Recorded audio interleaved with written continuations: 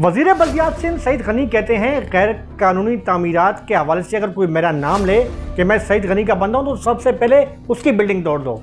इसके साथ साथ बिल्डिंग कंट्रोल के हवाले से जो सिंध बिल्डिंग कंट्रोल अथॉरिटी है, क्या वो गैर कानूनी तामीरात के हवाले से काम भी कर रही है या सिर्फ और सिर्फ अपने नोटों और अपनी जेबों को कंट्रोल कर रही है।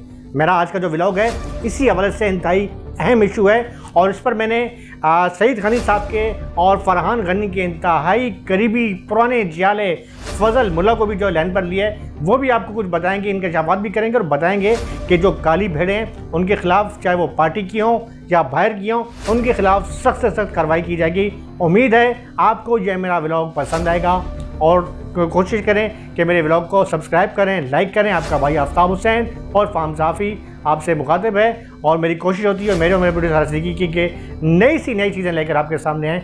आप हमारी हौसला अफजाई किया करें।